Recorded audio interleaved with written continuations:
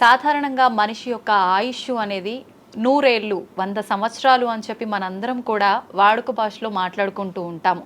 కానీ కొద్ది మంది మాత్రమే 100 ఏళ్లకు పైబడిన వాళ్ళని మనం చూస్తూ ఉంటాము. 100 ఏళ్ళు కూడా లేకుండా 60లు, ఇప్పుడు ప్రస్తుతం మాత్రం 40లోనే వాళ్ళ జీవనాన్ని కొనసాగించలేకపోవటం అయితే ప్రస్తుత పరిస్థితుల్లో మనం చూస్తున్నాము. అసలు ఈ 100 ఏళ్ల ఆయుర్దాయం ఉండాలి అనంటే ఒకప్పటి కాలంలో వాళ్ళు ఎలాంటి ఆరోగ్యానికి సంబంధించిన జాగ్రత్తలు తీసుకునే వాళ్ళో మనకైతే చాలా వరకు అవగాహన లేదు. కానీ ప్రస్తుతం నాతో పాటు ఉన్నారు స్వామీజీ. వారు 109 సంవత్సరాలు వారి జీవనాన్ని కొనసాగిస్తూ ఉన్నారు. చాలా ఆరోగ్యంగా కూడా ఉన్నారు. అసలు ఇది ఎలా సాధ్యపడింది అంటే వారు చేసే ధ్యాన సాధన వల్లే సాధ్యపడిందని అయితే చెప్పొచ్చు. ఇప్పుడు స్వామివారితో మాట్లాడి ఆ డీటెయిల్స్ అన్నీ కూడా మనం క్లియర్గా తెలుసుకునే ప్రయత్నం అయితే చేద్దాం. నమస్కారం స్వామీజీ. హరి ఓం. స్వామీజీ 109 సంవత్సరాలు అంటే మామూలు విషయం కాదు. నేనైతే ఫస్ట్ టైం చూస్తున్నా. నిజంగా మీకు ధన్యవాదాలు స్వామీజీ. ఇప్పుడు ప్రస్తుతం ఉన్న సమాజంలో రకరకాల ఆరోగ్య సమస్యలు, ఎంత ఆరోగ్యంగా ఉన్న వాళ్ళైనా 40-60కి మించి వాళ్ళ జీవనం కొనసాగించే వాళ్ళ సంఖ్య చాలా తక్కువగా ఉంటుంది. అసలు ఎలా సాధ్యపడుతుంది స్వామీజీ? ధ్యానం చేయడం వల్ల ఆయుర్దాయం అనేది పెరిగే అవకాశం ఉంటుందా? గం గణపతియే నమః, అయం సరస్వతియే నమః, శ్రీ గురుభ్యో నమః. మా గురుగారైనటువంటి మహంత్ హిమాలయగిరిజీ మహారాజ్ వారి పాదపద్మంలోని మనసులో స్మరించుకొని వీక్షిస్తున్న టీవీ ప్రేక్షకులకు శుభము మంగళము జరగాలని కోరుకుంటూ, మనిషి ఆయురార్థం మనిషి చేతిలోనే ఉంది. బ్రహ్మ ఏదో రాశాడు అంటారు, ఎక్స్పైరీ డేటు, డిస్పాచ్ డేటు అని. అది ఒక విధంగా కరెక్ట్ అయినప్పటికీ దాన్ని మార్చుకోగలిగిన శక్తి కూడా ఆ పరమాత్ముడే యోగము అనే దాని మీద మనకి ఇచ్చాడు. ఒక యోగ సాధన, సిస్టమేటికల్ లైఫ్, ఏ టైంలో ఏం తినాలా, ఎంత తినాలా, ఆ పద్ధతులన్నీ ఉండి ఒక గురువు నేర్పించినాడు.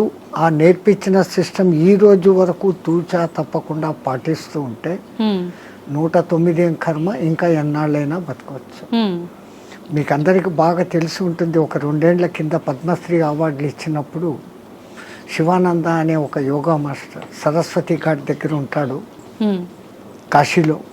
ఈ రోజుకు యోగా నడుపుతున్నాడు ఆయన. ఆ యోగా చేస్తాడు. He's 124 years on the day which he's taking award. తీసుకున్నప్పుడు ఆయనకు 123, ఇప్పుడు 125. మీ లోపల ఇక్కడ లౌకికంలో తిరుగుతున్న వాళ్ళలో ఆయన మీకు కనపడతాడు. మహామహా యోగులు కొంతమంది వాళ్ళ వయసు ఇంత అని వాళ్ళకు తెలీదు, వాళ్ళ డిసిపుల్స్ కూడా తెలియదు. మరి హిమాలయాలలో ఉండి తపస్సులు చేసుకుంటున్న వాళ్ళు అట్లే ఉన్నారు. సో ఈ ఏజ్ను, ఈ కట్టెను, ఉపాధిని కాపాడుకునే రహస్యాలు గురువు ద్వారా వస్తాయి. ఆ గురువు చెప్పింది తూచా తప్పక చేసినప్పుడే అది స్టాండర్డ్గా ఉంటాయి. కానీ గురువు చెప్పాడు నేను చేయలేదు అంటే ఏం లేదు. మనకు ప్రాక్టికల్గా కావాల్సినంత ఉంది. వేదాలు, ఉపనిషత్తులు, పురాణాలు ఇన్ని ఉన్నాయి. కానీ ప్రాక్టికల్, థియరాటికల్ 112 ఉంది. ప్రాక్టికల్ ఎవరు చేస్తాడో వాడు ఇట్లే ఉంటాడు. ఓకే, అంటే ఇలా చేసిన వాళ్ళకి ఖచ్చితంగా సాధ్యపడుతుంది. ఎవరైనా బతికేది 120 ఏళ్ళ ఆయురార్థం అనేది పరమాత్ముడు ఇచ్చింది. మనంతకు మనమే ఒక 20 ఏళ్ళు పోగొట్టుకుంటున్నాం. ఎట్లా అంటే పెద్దవాళ్ళ దగ్గరికి పోయి మనం నమస్తే పెడితే ఆయన శతమానం భవతి అంటాడు. 120 ఏళ్ళు భవతి అనడం లేదు. అక్కడే 120 ఏళ్ళు పోయింది. ఈ ఉన్న 100 ఏళ్లలో 50 ఏళ్ళు నిద్ర, 15-16 ఏళ్ల వరకు ఏమీ తెలియని బాల్యం, 80-90 వచ్చినప్పటి నుంచి నట్టుబోట్లు లూజ్ అయ్యి అదొక 10 ఏళ్ళు. 100 ఏళ్ళు బతికినా దాంట్లో వాడి నిజమైన బతుకు 15-20 ఏళ్ళు మాత్రమే. ఎవరికి నచ్చిన మళ్ళీ దాంట్లో అక్కడికి యాత్రలు, ఇక్కడికి ప్రయాణాలు, ట్రాన్స్పోర్ట్, టీవీలు చూడాలు, సినిమాలకు పోవడాలు, ఆ గంటలంతా తీసేస్తే అది ఒక 5-6 గంటలు. అది నిజమైన మనిషి బతుకు ఎట్లా ఉండాలా అనేది అక్కడ ఉంది. ఎంతసేపు నిద్రపోవాలా, ఎంతసేపు మెలుకోవాలా.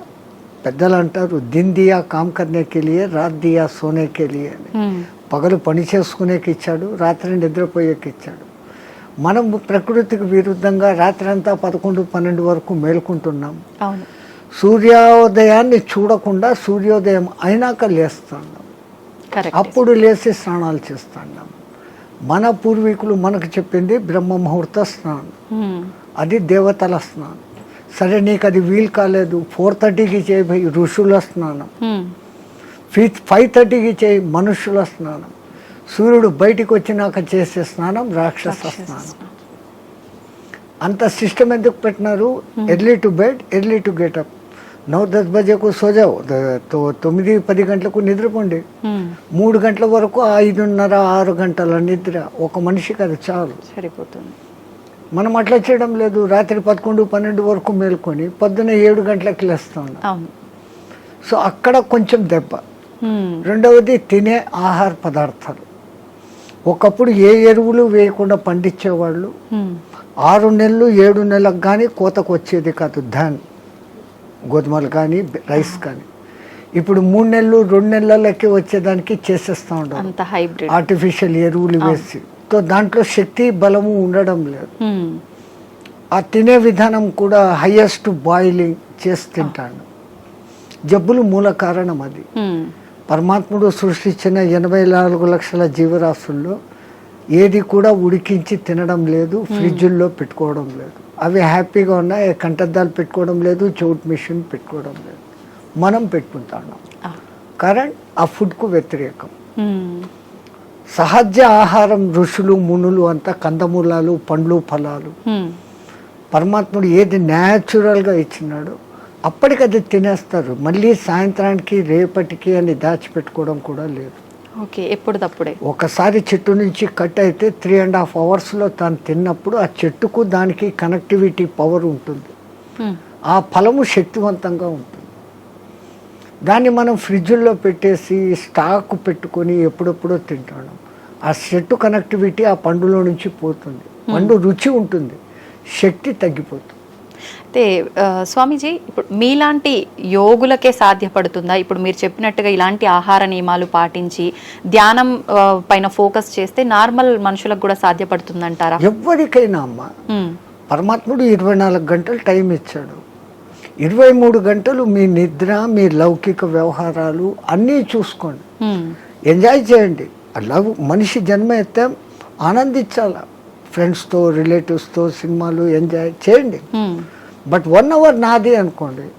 ఈ 1 అవర్లో ఒక half an hour body fitness ఎక్సర్సైజులు, ఒక్క 30 మినిట్స్ నేను ఎవరు అన్న ప్రశ్న వేసుకొని మీలోకి మీరు ప్రయాణం. అది ఆత్మధ్యానం అంటాం మేము. ఓకే, బయటికి గమ్మని కూర్చొని ఉంటాం. దానికి ఇంకా ఎన్నో పద్ధతులు ఉన్నాయి. ఒక విగ్రహాన్ని ఊహించుకుంటూ ఆ విగ్రహ మంత్రమే చదువుతూ భ్రమర కీటక న్యాయం అయిపోవడం ఒక విధానం. ఏది లేదు నిరాకారాన్ని చూడాలా అనుకున్నప్పుడు ఆ నిరాకారాన్ని జ్యోతిగా భావించి చూడడం ఒక విధానం. ఆ జ్యోతి నాలోనే వెలుగుతుంది అనుకొని ఆ జ్యోతి దర్శనం కోసం తప్పిస్తూ తపన చేయటం ఒకటి. ఇట్లా విధానాలు వేరే వేరేగా ఉన్నాయి. మన ఋషులు మనకు 100 మార్గాలు చూపించారు. ఎవరికి ఏది అడాప్టబుల్లో, ఎవరికి ఏది సూటబుల్లో, ఎవరికి ఏది సులభంగా చేసుకోగల శక్తి ఉందో వాడు అది చేసుకుంటాడు. మనకు ఆ చాయిస్ ఇచ్చాడు పరమాత్మ. బట్ మనం యూటిలైజ్ చేసుకుంటలేదు. ఓకే. అయితే స్వామీజీ, ఇప్పుడు మీరు ఆధ్యాత్మిక మార్గం వైపు వెళ్ళటానికి, యోగిలా మారటానికి కారణం ఏంటి? మీ కుటుంబ నేపథ్యం ఏంటి? మాకు కుటుంబం అంటూనే లేదు. పరమాత్ముడి దయ, నా అదృష్టం, నా పూర్వజన్మ సుకృతం. నేను 2000 పిల్లవాడిగా ఉన్నప్పుడు హరిద్వార్లో ఉన్న ఒక మేళాలో మిస్ అయినా. మీరు జాతర ఉత్సవం అంటారు, అట్లా అక్కడ మేము మేళా అంటాం. ఆ మేళాలో మిస్ అయినా. ఏ ప్రాంతం నుంచి వచ్చానో, నా కులం మతం ఏమీ నాకు తెలియదు. బై మిస్టేక్ తప్పిపోయినానో, మా తల్లిదండ్రులకు బరువై నన్ను వదిలిపెట్టారో, ఏ కారణమైనా నాకేదో పూర్వజన్మ పుణ్యం ఉండబట్టి మా గురువుగారు అనే మహంత్ హిమాలయ గిరిజీ మహారాజ్ వారు తన స్థానం రుద్రప్రయాగ నుంచి ఆ మేళాకు వచ్చి ఉండి నన్ను చూసి చేరదీశారు. ఆయనే విద్యాబుద్ధులు చెప్పించారు. ఆ తర్వాత ఆయన దగ్గరనే 7.5 ఏళ్ళు శిష్యరికం చేసిన తర్వాత, డిగ్రీ అయిపోయిన తర్వాత ఆ మహానుభావుడు ఆ 7.5 సంవత్సరాలలో ఈ కుండలిని విద్య, యోగము, పురాణాలు, ఇతిహాసాలు, వేదము, ఈ సాధనాలు చెప్పి ధర్మ ప్రచారం నీ కర్తవ్యం. దేశం ఎట్లుందో తెలుసుకోవాలంటే ముందు పాదయాత్రతో దేశమంతా తిరిగిరా, చార్ధామ్ దర్శన్ అన్నారు. బడా చార్ధామ్ అని ఒకటి, చిన్న చార్ధామ్ అని 2 ఉన్నాయి. ఓకే. బద్రీ, కేదార్, గంగోత్రి అనేది చార్ధామ్ చోట. బడాది బద్రీ నుంచి పూరి జగన్నాథ్, రామేశ్వరం, ద్వారకా నుంచి స్వస్థానం. అంటే ఒక్క కాశ్మీర్ విడిచిపెట్టి మిగతా మన దేశం అంతా ఒక చక్కర కొడతాం. ఈ పవిత్ర భారతదేశంలో ఎన్ని సాంప్రదాయాలు ఉన్నాయి, ఎంతమంది ఆహారపు అలవాట్లు ఉన్నాయి, ఎన్ని వాతావరణ పద్ధతులు ఉన్నాయి. ఈ ఉపాధికి అవన్నీ అకష్టం కావాలి. నాకు ఇదే కావాలా అన్నవాడు సన్యాసి కాదు. ఓకే. నాకు అన్న మాట వచ్చిందంటే నేను నీ దగ్గర అన్ని వదిలిపెట్టినానన్న మాటకు విరుద్ధం. సర్వం న్యాసం, నీ దగ్గర నేను పెట్టేశాను, నీవు నేను తప్ప ఏమీ లేదు అనేది సన్యాసం. మరి అటువంటిప్పుడు మళ్ళీ నాకు ఇది కావాలా, నాకు చపాతీలే కావాలా, నాకు ఏసీ రూమే కావాలా, ఇవన్నీ విరుద్ధం. సో ఈ విరుద్ధతకు ముందు ఈ శరీరాన్ని తయారు చేసేదానికి గురువులు ఆ సాధనలు నేర్పిస్తారు. పంచాగ్ని విద్య అని, జల ఉపన్యాసం అని, ఇట్లాంటి కొన్ని ఉంటాయి. అవి నేర్పటం మూలంగా చలి ఎండావానలకు ఈ శరీరం తట్టుకునే స్థితికి వస్తుంది. అలాగే ఆహారం విషయంలో 11-12 రోజులు తినకుండా కూడా అదే శక్తిగా ఉండే సాధన కొన్ని మంత్రాల మూలంగా ఇన్నర్ శక్తిని పెంచుకునేది. ఓకే. మన చుట్టూ ఉన్న శక్తినే మనం దాన్ని పట్టుకోగలగడం. ఓకే. ఆ సాధనలు వాళ్ళు నేర్పిస్తున్నారు, దాన్ని చేసుకుంటూ పోతున్నాం. అట్లా అని తిండి లేకుండా ఉండాలా అని దాన్ని ప్రయోగించకూడదు. అత్యవసర పరిస్థితుల్లో ఓకే శక్తులు ఉన్నాయని అది దుర్మార్గానికో స్వ అవసరానికో వాడుకోకూడదు. అత్యవసర పరిస్థితి ఇంకోని రక్షణకు, అప్పుడు దాన్ని వాడుకోవచ్చు. మనకు ఆహారం దొరకనప్పుడు అది చేయొచ్చు. ఓకే. అదొక ప్రదర్శనగా చేసినప్పుడు ఆ విద్య వాడి నుంచి పోతుంది. అంటే అది మీకు మీరుగానే చేసుకోవచ్చా స్వామీజీ? వేరే వాళ్ళ పైన కూడా మీరు అలా ఎవరికైనా చేయొచ్చు. ఇప్పుడు చాంద్రాయణ వ్రతము అని ఉంటుంది, అది అందరికీ తెలిసింది. మొదట ఒక పౌర్ణమి రోజు మగలంతా ఉపవాసం ఉండనిచ్చి చంద్రోదయం అయిన తర్వాత బాగా 15 పిడికిళ్ళ రొట్టె ముక్కలు, దానికి అవసరమైన 2 రకాల సబ్జీ, దాల్, పెరుగు, నెయ్యి, బెల్లము అన్నీ పెడతారు. అసలు సామాన్యంగా ఒక మానవుడు అంత తినలేడు, అంత పెడతారు. ఆ తర్వాత చంద్రకళలు ఎట్లెట్లా తగ్గుతాయో ఒక్కొక్క ముఠి తగ్గిపోతా పిడికెడు తగ్గిపోతా వస్తుంది. అమావాస్యకు ముందు దినం ఒకే పిడికెడు ఉంటుంది, అమావాస్య పొద్దు ఏమీ ఉండదు. ఫస్ట్ 15 days అన్టాలరేటబుల్, మనిషికి అలవాటు కాదు. మళ్ళీ ఒక్కొక్క పిడికెడు పెంచుకుంటూ పౌర్ణమికి మళ్ళీ 16 ముద్దల భోజనం, మళ్ళీ రెడ్యూస్, మళ్ళీ డెవలప్, మళ్ళీ రెడ్యూస్, ఇట్లా ఇచ్చేస్తారు. మొదట్లో మాకు కూడా చాలా బాధ అనిపించి మా గురువుగారితో అడిగాం, ఇట్లా కొంచెం కొంచెం చంపే బదులు ఒకటేసారి చంపేయచ్చు కదా పబ్లిక్. ఆయన అన్నాడు, రే ఈ పాపీ పేట్, ఈ పుట్ట ఇట్లా జానడు ఇట్లా జానడు. ప్రపంచంలో ఎంత పెద్ద గుంతనైనా రోజు 3 పిడికెళ్ళు మన్ను వేస్తే 10 ఏళ్లకో 20 ఏళ్లకో నిండిపోతుంది. అవును. ఈ పుట్టకు 4 సార్లు 5 సార్లు వేసినా నిండదు. నువ్వు దీన్ని జయించుకున్నావంటే జితం జిహ్వా జితం సర్వం, నాలుకను నువ్వు జయిస్తే రుచులను తప్పించి ఎంత నీకు అవసరమో అంత నువ్వు తిన్నప్పుడు ఆ పొట్ట మీద నీకు కాబు వస్తుంది. అప్పుడు నువ్వు ప్రపంచంలో ఎవరికి లొంగాల్సిన పని లేదు. ఈ ఆకలే కదా మనిషిని లొంగదీస్తుంది, అపరాధాలు చేయిస్తుంది, అబద్ధాలు ఆడిస్తుంది. అంటే వాడి కోసం, ఆ పొట్ట కోసం, వాడి మీద ఆధారపడిన పొట్టల కోసం. దీని మీదనే కాపు పొందితే ఏంటే అవసరం లేదు. మేము ఎక్కడో పాదచారులుగా తిరిగేటప్పుడు మాకెప్పుడో పిలిచి భిక్ష పెట్టడు. మళ్ళీ సన్యాసంలో ఇదొక రోజు ఎవరైనా పిలిచి భోజనం పెడితే తినాలా తప్ప మాకై మేము ఇట్లా అనకూడదు. అడిగితే అది రుణం, వాళ్ళై వాళ్ళు ఇస్తే అది దక్షిణ. ఈ అర్థాలు ఉన్నాయి. రుణపడినాము అంటే ఆ రుణం తీర్చుకునేకి మళ్ళీ ఇంకో జన్మ, జన్మరాహిత్య స్థితి కోసం సన్యాసం. మరి ఇప్పుడు మళ్ళీ ఈ లంపటంలో ఎందుకు పడాలి? ఎట్లాగో గురువు ఇచ్చిన సాధన ఉంది, ఉండొచ్చు, అప్పుడు వాడుకుంటాం దాన్ని. స్వామీజీ మీరు చెప్పారు కరెక్టే, అలా మేము చేయి చాపి అడిగామంటే అది రుణంలాగా ఉండి మరొక జన్మకి దారి తీస్తుంది. కానీ చాలామంది బాబాల్ని స్వామీజీల్ని చూస్తున్నాం కదా, వాళ్ళు ఖచ్చితంగా తీసుకుంటుంటారు. వాళ్ళందరినీ దొంగ బాబాలు అలా అనొచ్చు అంటారా? ఈ ప్రకృతి పరమాత్ముడు సృష్టించిన దాంట్లోనే చెడు మంచి రెండు ఉన్నాయి. చెడు ఉన్నప్పుడే మంచి ఏదో మీరు ఐడెంటిఫై చేయగలుగుతారు.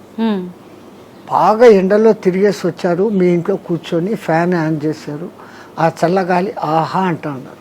ఈ ఆహా అని మీకు ఎప్పుడు అనిపించింది? ఆ ఎండ అనుభవించినాక, ఆ బాధ అనుభవించినాక. అది లేకపోతే మీరు జీవితాంతం ఫ్యాన్ కిందనే ఉన్నప్పుడు ఈ ఫ్యాన్ నాకు సుఖం ఇస్తుంది అన్న గుర్తింపు మీకు రాదు. సో సుఖాన్ని మీరే గుర్తింపు చేసుకుంటున్నారు. ఎండలో తిరిగి ఉస్సు బస్సు నాకు నీళ్లు తప్పికెత్తంది మంట అనే ఫీలింగ్ వచ్చినప్పుడు కష్టాన్ని మీరే ఫీల్ అవుతారు. ఓ అది కష్టము, ఇది మంచిది బాగుంది అనే కంపారిజన్ వస్తాను. అట్లా లోకంలో వేరే రకాలు ఉంటారు. ఇంకోళ్ళను మనం విమర్శన దృష్టిలో మేము చూడం. అతను దృష్టిపథం ఎట్లాడుతూ కొంతమంది ఉంటారు, మీ కర్మను తొలగించాలంటే మీ దగ్గర నుంచి ఏదో ఒకటి తీసుకున్నప్పుడు మీ తీసుకోవడం బాహ్యంగా ఉన్నా దాని వెనకల మీ కర్మను లాగలిగిన గొప్ప వాళ్ళు ఉంటే ఆ పని చేస్తారు. ఇంకా కేవలం బతుకు తెరువు కోసం ఈ బట్టలు వేసుకొని తింటున్నాం చేస్తున్నాం అనే వాళ్ళు ఉన్నారు లోకం. కానీ నే మట్టుకు నా వరకు అసలు నేను అందరికీ చెప్పేసలా, ఇంకోని నువ్వు విమర్శించకు, కంపేర్ చేసుకోకు. నీ కర్తవ్యం నువ్వు చేసుకుంటావు, నీ గురువు నీకేం చెప్పాడో అది చేసుకుంటావు. కంపారిజన్లోకి పోతే ప్రపంచమంతా ఇంకా సమస్యలే.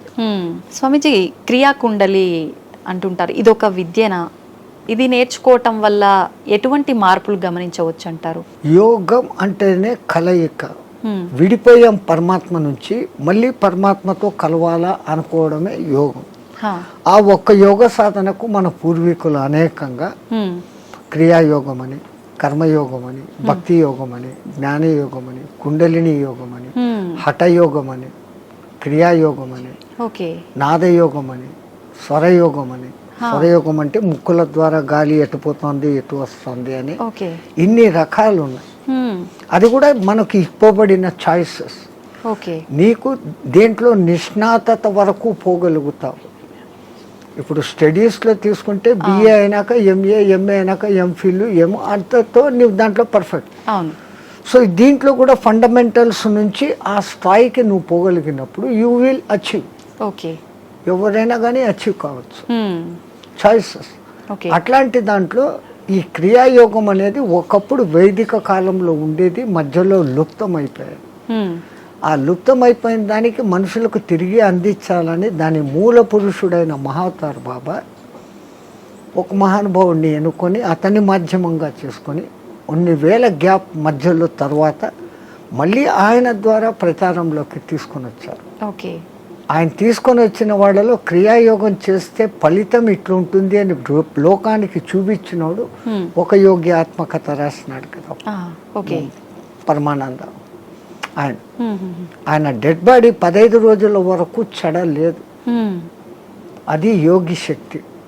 క్రియాయోగం చేస్తే క్రియాయోగం చేస్తే దాంట్లో చేయాల్సిన దాంట్లో కఠినతరమైన సాధన ఏమంటే ఖేచరీ ముద్ర.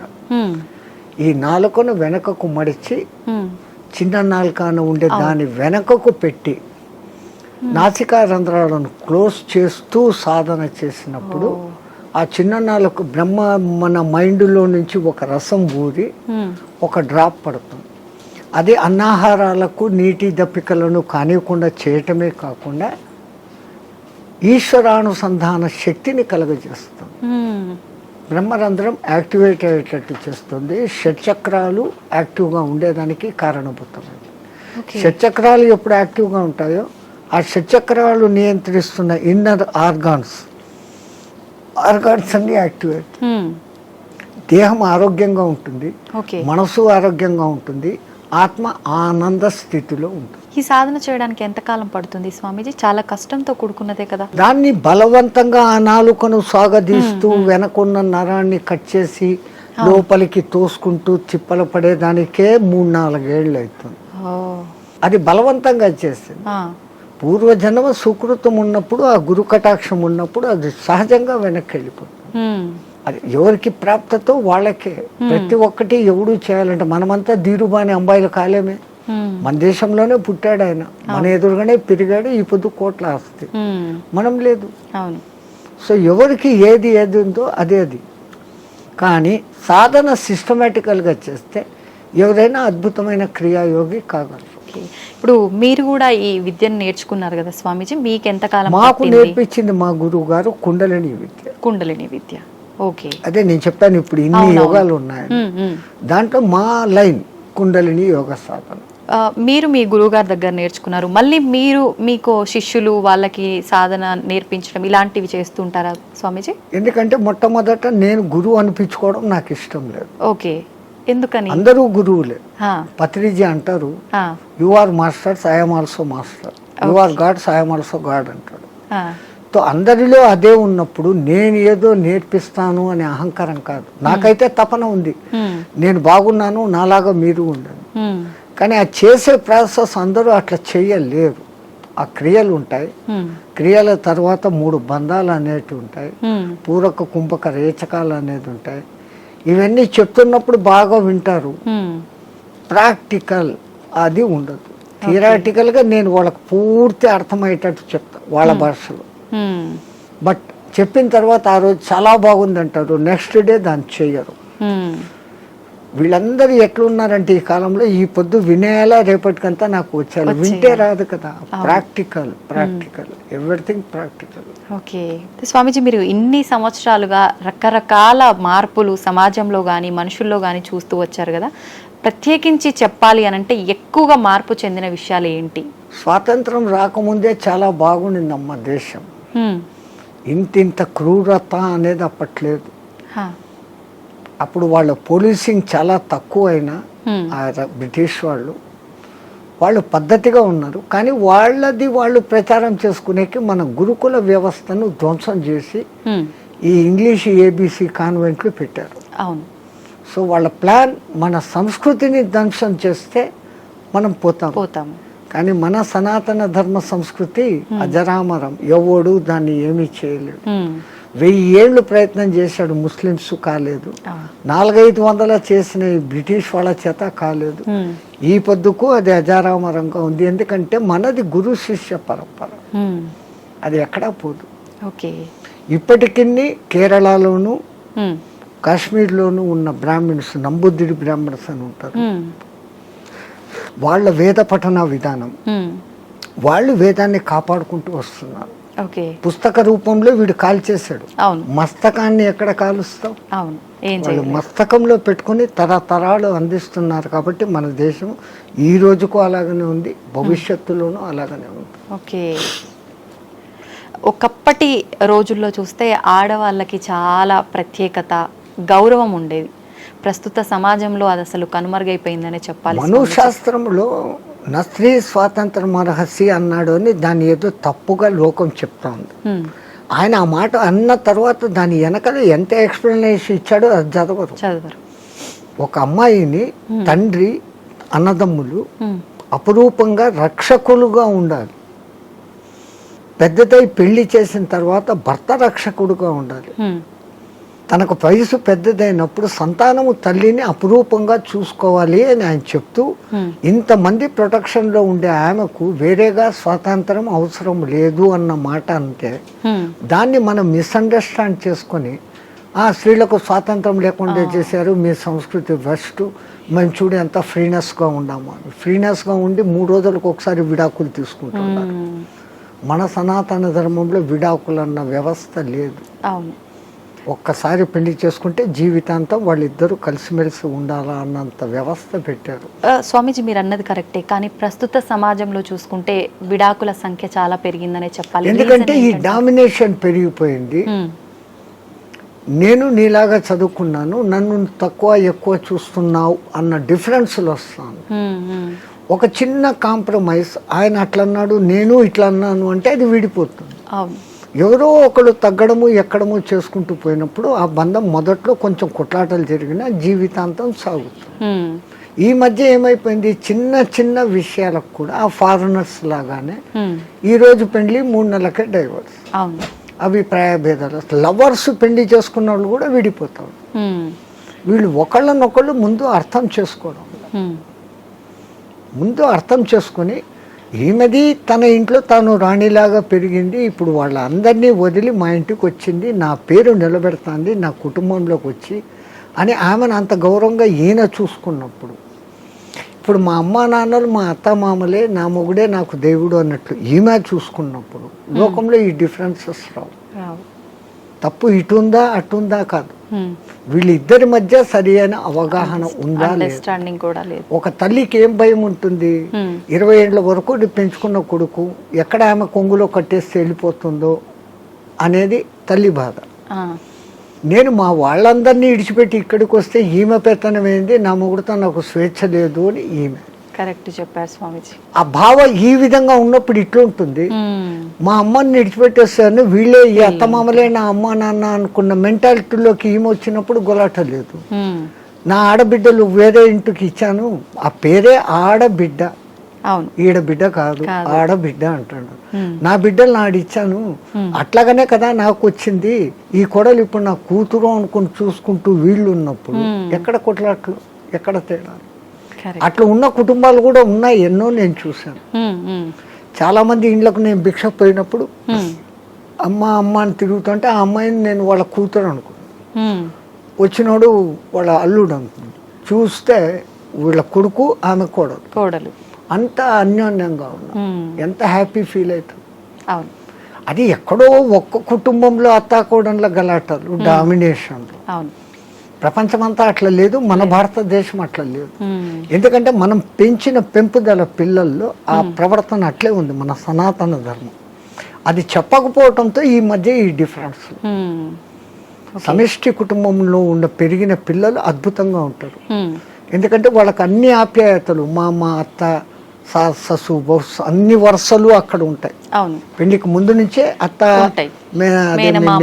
మేనత్త, మేనమామ, మామ, అత్త, ఇవన్నీ వరుసలు ఉంటాయి.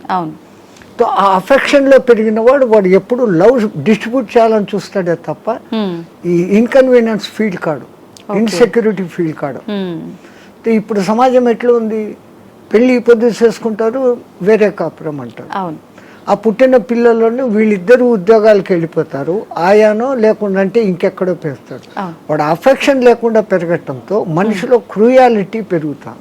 ఇప్పుడు జరిగే ఈ అరాచకాలన్నిటికీ కారణం ఇదే అంటారు. నేనదే, వాడు ఇన్సెక్యూరిటీగా పెరిగాడు, దురలవాట్లకు ఈజీగా పడిపోతాడు, డామినేషన్ వస్తుంది. ఇవన్నీ కారణం వానికి లవ్ అండ్ అఫెక్షన్ దొరకపోవడం. అసలు తల్లి మామూలుగా ప్రేమగా పాలివ్వడం లేదు. 6 నెలలు 1 సంవత్సరం ఆ తల్లి వెచ్చదనం అనుభవిస్తూ ఆ పాలు ఆ ముఖాన్ని చూస్తూ చేసిన వాడిలో ఉండే అఫెక్షన్, ఆ తల్లి నాన్న కన్నా అంట మాట్లాడిస్తూ ఉండే ఆ అఫెక్షన్ వాడి భవిష్యత్తులో ఇంకొన్ని హింసించాలా తిట్టాలనే భావన రాదు. అన్నింటికీ మూల కారణం ముందు తల్లి.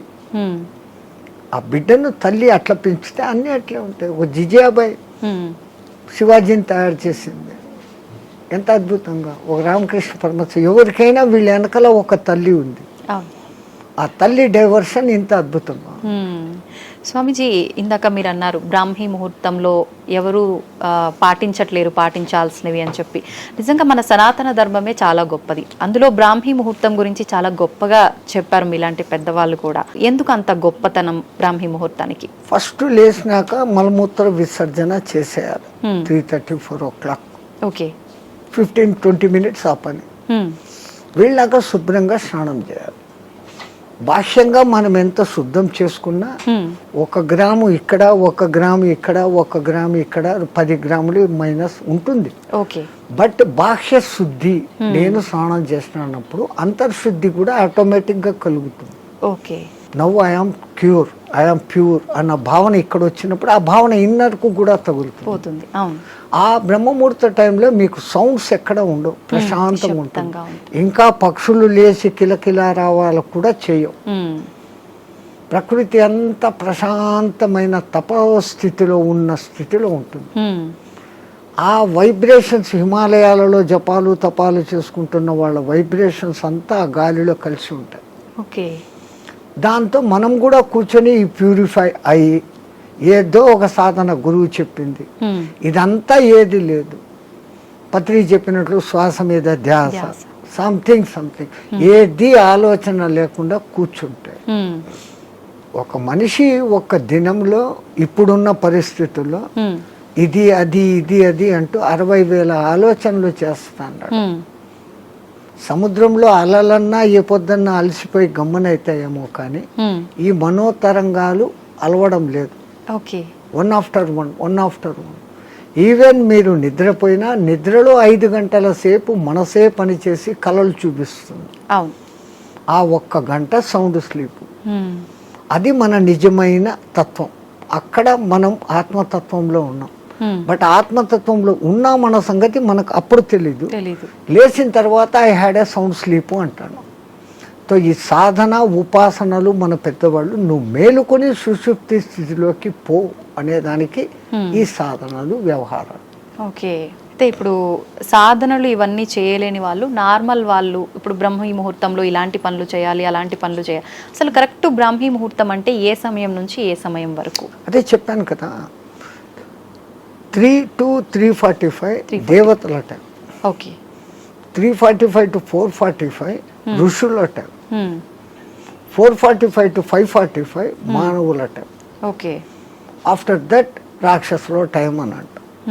ఇప్పుడు ప్రతి ఒక్కరూ రాక్షసుల టైంలోనే అన్ని స్నానాలు. సూర్యోదయం అప్పుడు ఆ అరుణ కిరణాలు అని వస్తాయి కదా, దాంట్లో ఎన్నో రకాల మనకు ఆరోగ్యాన్ని ఉత్తేజాన్ని కలిగించే వేవ్స్ ఉంటాయి. అల్ట్రావైలెట్, ఇన్ఫ్రారెడ్, ఎలక్ట్రోమాగ్నెటిక్, దానికి ఏమో ఇప్పుడు ఈ పేర్లన్నీ పెట్టారు.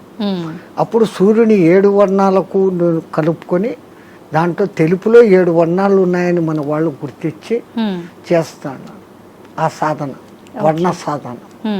ఇప్పుడు అదే కలర్ థెరపీ అని మళ్ళీ బయటకు వచ్చింది. రంగు బాటళ్ళలో నీళ్లు పెట్టి సూర్యుడి దగ్గర పెట్టి బయట ఎండలో 7 రోజులు అట్లా పెట్టిన నీళ్లు తాగితే ఆ కలర్కు సంబంధించిన జబ్బు ఉన్న వాళ్ళకు క్యూర్ అవుతారు. ఒక్క సూర్యుడు ఆరోగ్య ప్రదాత అని మన వాళ్ళు చెప్పారు. దాంట్లో నుంచే ఇన్ని వస్తుంది. ఇప్పుడు మన భూమి మీద పెరుగుతున్న మూలికలు అన్నీ పెరుగుతున్నాయంటే సూర్యుడు ఆధారం. నైట్ పూట తన సూర్యకిరణాలనే చంద్రుని మీదకి పంపించి అక్కడి నుంచి రిఫ్లెక్ట్ అయ్యి అది ఔషధులకు శక్తిని ఇస్తున్నాడు సర్కిట్. సో అందుకే మన పూర్వీకులు గుర్తించి ఆరోగ్యం భాస్కరాది చేత అన్నారు. ఆరోగ్యం సూర్యుని చేతిలో ఉంది. స్వామిజీ, ప్రాణాయామం ఇది చేసే వాళ్ళు ఎక్కువ కాలం జీవించే అవకాశం ఉంటుందంటారు కదా? 100%. పూర్వీకులు చెప్పిన లెక్క 21,600 రెస్పిరేషన్స్, 21,600 హంస జపం సాధారణంగా ఎవడో చేసేస్తాను ఇన్వాలంటరీ. అప్పుడు ఆ ఊపిరితిత్తులు ఇంతే పని చేస్తుంది. ఇటు తీసుకుంటున్నాం, ఇట్లా వదిలేస్తున్నాం. పరమాత్ముడు మనకు ఊపిరితిత్తులు ఇంత పని చేసేకి ఇచ్చాడు. దాంట్లో 10th కాదు కదా, 1% కూడా మనం చేయడం లేదు.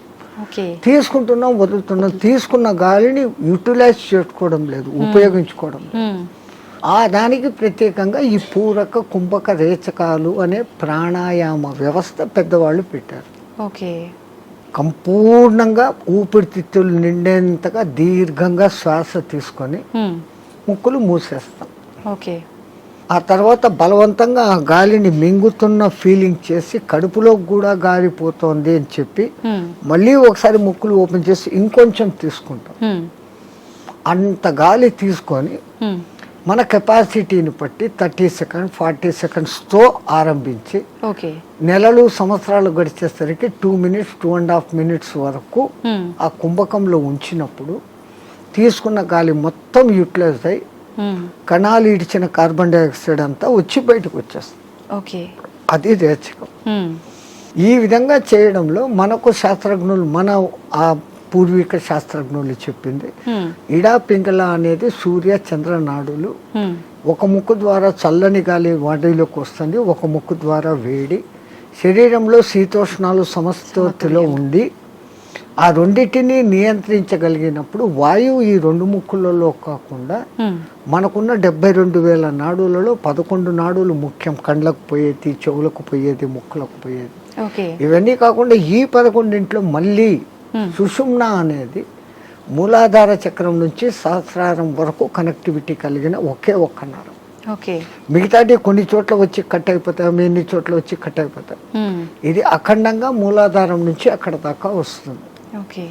దాని లోపలికి గాలి ప్రవేశం చేసినప్పుడు అక్కడ జరిగే సంచలనం మనిషికి దీర్ఘాయుష్. అసలు ఈ ప్రాణాయామం చేస్తేనే దీర్ఘాయుష్. కారణం మామూలు మనిషి ఒక నిమిషంలో 15 రెస్పిరేషన్లు తీసుకుంటే నేను నిమిషం సేపు గాలిని బంధించగలిగినాను అంటే నాకు 15 రెస్పిరేషన్లు సేవ్డ్ కదా. It is in my bank account. Okay. ఒక్క ప్రాణాయామంలో నేను 15 ఊపిర్లు మిగిలిపెట్టుకుంటే 1 గంట సేపు చేస్తే అంటే 60 నిమిషాలు ఇంటూ 15 900 వాయువులు. ఒక 10-11 దినాలు చేస్తే 9,000 21,000 వచ్చేదానికి ఒక 10 రోజులు 1 నిమిషం చేస్తే 10 దినాల తర్వాత నాకు 1 దినం ఆయుష్ పెరిగింది. It is in my hands. So అదే నేను 2 నిమిషాలు చేస్తే 5 రోజుల్లోనే నాకు 1 రోజు ఆయువు పెరిగింది. అది ప్రాణాయామంలో అది రహస్యం. ఇంకా ఈ ప్రాణాయాన్ని ఇంకా బాగా డెవలప్ చేసుకొని ఇడా పింగళలో కాకుండా సుషుమ్నలోకి ప్రవేశం చేస్తూ ఎక్కిస్తూ ఆడిస్తూ ఉన్నప్పుడు ఏదో ఒక దినం మన అదృష్టము, ఆ గురు కటాక్షము, దైవానుగ్రహము ఉండి ఆ గాలి కుండలిని ప్రేరేపిస్తుంది.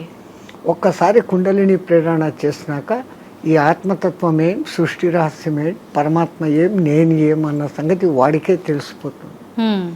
ఇంకా అది బయటికి చెప్పుకునేందుకు కానీ ఆనంద స్థితిలోకి వాడు ఉంటాడు ఆ సాధకుడు. ఇది మామూలు వాళ్ళకి సాధ్యపడుతుందా స్వామీజీ? ఎవరికైనా, పశుపక్షాదులకు కూడా దేవుడు ఆ కుండలిని శక్తి ఇచ్చాడు. ఇప్పుడు ఈ మా ఫిజికల్ బాడీ తయారీలో మెదడు, చేతులు, కాళ్ళు, రెక్కలు, ఇంటర్నల్ ఆర్గాన్స్, గుండె, ఊపిరితిత్తులు అని మీకు ఫిజికల్గా ఎట్లా కనపడుతున్నాయో కనపడని అంగాలు, షట్చక్రాలు అనేటివి, నాడులు అనేటివి, అవి విశ్వశక్తి ప్రసారకాలు. నరాలలో రక్త ప్రసరణ, ఆక్సిడేషన్ ఇది జరుగుతుంది. మన వాళ్ళు ఈ 2 రకాలుగా చూశారు. అది వ్యవహారం. అక్కడ ఆ తేడాను గమనించి వాళ్ళు ఆ సాధనాలు చేశారు. మాకు కనపడదు, అది లేదు అనుకుని వాళ్ళ లోకం, ఈ లోకమే, ఈ జన్మే శాశ్వతం అనుకునేది వాళ్ళ సిద్ధాంతం. మనకు జన్మలు ఉన్నాయి అన్నది మన సిద్ధాంతం. ఇప్పుడు చాలా మంది ధ్యానం చేయాలనుకుంటారు కానీ మనసుని నియంత్రించుకోలేకపోతుంటారు. ఏకాగ్రత లోపిస్తూ ఉంటుంది, రకరకాల ఆలోచనలు కదులుతూ ఉంటాయి. ఎలా నియంత్రించుకోగలుగుతారు స్వామీజీ? మనసుకు ఒక్క డ్యూటీ అప్పచెప్తే పాపం మనసు ఏం చేస్తుంది? గమ్మను ఉన్నప్పుడు 112 ఆలోచనలు చేస్తాను. ఇప్పుడు మీరు కుట్టు పని చేస్తారు, మిషన్ మీద కూర్చున్నారు, మీకు కుట్టు పని తెలుసు. ఇన్వాలంటరీగా మీరు ఆ బట్ట అక్కడ పెడతారు, ఎట్లా పొడి చేయాలో చేస్తారు, కాళ్ళు కదుపుతూ ఉంటారు, కుట్టు మిషన్ నడుస్తుంటుంది, కళ్ళతో చూస్తుంటారు, కుట్టు పోతుందా లేదా పోతుంది. ఇదంతా ఎట్లా వచ్చింది? ఒక ప్రాక్టీస్, ఒక దినంలో రాదు. సో అక్కడ మీరు మనసంతా ఎక్కడ పెట్టారు? కుట్టు లైన్ గా పోతుందా లేదా అనే దాని మీద. ఇంకోటి ముగ్గులు వేస్తారు బయట, మీరు 5 చుక్కలు ఇట్లా పెట్టాలా, 3 ఇట్లా పెట్టాలా ప్లాన్. ఈ ఒక్క లైన్ తో అన్నిటినీ ఇట్ట తిప్పి ఇక్కడికి తీసుకుని వస్తారు. మీ ఆంధ్రాలో రథం ముగ్గు అని వేస్తారు, అన్ని చుక్కలను ఒక్క లైన్ తో కలుపుతారు. సో అక్కడ వాళ్ళ కాన్సన్ట్రేషన్ అంతా ఎక్కడుంది? నేర్చుకున్నప్పటి నుంచి ఎట్ట తిప్పారు, కళ్ళు అట్ట పోతుంటాయి, చెయ్యి అట్ట వెళ్ళిపోతూ ఉంటుంది. సో ఈ కాన్సన్ట్రేషన్ మీరు అక్కడ పెట్టారు. అట్లే మనం ఒక్క దాని మీద కాన్సన్ట్రేషన్ పెట్టినప్పుడు మనసు ఆ టైంలో మీకు 2వ ఆలోచన ఏముంది? ముగ్గు వేస్తున్నప్పుడు మా మామ అట్లా అన్నాడు, మా కొడుకు ఇక్కడ పోయినాడు, ఇవన్నీ ఆ టైంలో లేదు. టిఫిన్ చేయాలా, అది ఏం నథింగ్. సో అక్కడ ఐడియల్ అయిపోయింది. సో ఒక్క పర్టికులర్ డ్యూటీ మనసుకు అప్పచెప్పతే ఆ మనసు అదే చేస్తూ ఉంటుంది. అందుకే మన పూర్వీకులు ఒక తమాషా ఎగ్జాంపుల్ చెప్తారు. ఎవరో ఒక ఆయన తపస్సు చేశాడు, దేవుడు ప్రత్యక్షమైతే నా అన్ని పనులు చూసుకునేదానికి ఒక సెక్రటరీని నాకు అపాయింట్ చేయి. వాడు దేవుడే ప్రత్యక్షమైతే వాడు ఇట్లాంటి వరం అడిగాడు. అది కూడా నేను చెప్పంగానే చేసేయాలా అన్నాడు. డేంజర్ రా, నువ్వు ఎప్పుడు దానికి పనులు చెప్పలేవు, అది పనులు చెప్పకపోతే నీకే తినేస్తుంది అన్న. నో ప్రాబ్లం, నేను ఎప్పుడు పనులు చెప్తాను దానికి అన్నా. ఆ దెయ్యం ప్రత్యక్షమైంది. నాకు ఒక 6 అంతస్తులు బిల్డింగ్ కట్టు అన్నాడు. 6 అంతస్తులు బిల్డింగ్ కట్టేదానికి 2-3 ఏళ్ళు అవుతుందని వీడు అనుకున్నాడు. అది పట్టు అనింది, బిల్డింగ్ తయారైపోయింది. మహారాజ్ ఇంకేం పని అనింది. కుక్కర్ కావాలా, ఫ్రిడ్జ్ కావాలా, బెడ్ కావాలా, ఏసీ కావాలా, వీడు ఇట్లా అడుగుతున్నాడు, అక్కడక్కడ అన్నీ వచ్చేస్తా ఉన్నాయి. ఇంక ఏం అడిగేదానికి లేకుండా పోయింది. ఇంకా దానికి పని చెప్పకపోతే వీడి పని పడుతుంది అంతే. అప్పుడు వాడు గురువు దగ్గరికి పోయినాడు. మహారాజ్, బుద్ధి లేక నేను ఇట్లాంటి వరం అడిగినాను, ఇది ఇట్లా చేస్తుంది అనుకోలేదు. What am I to do, క్యా కర్నా మై? అరే ఉస్ బూత్ కో ఇతర లేకే, ఆ దేయాన్ని ఎక్కడికి తే అన్నాడు. అది వచ్చింది.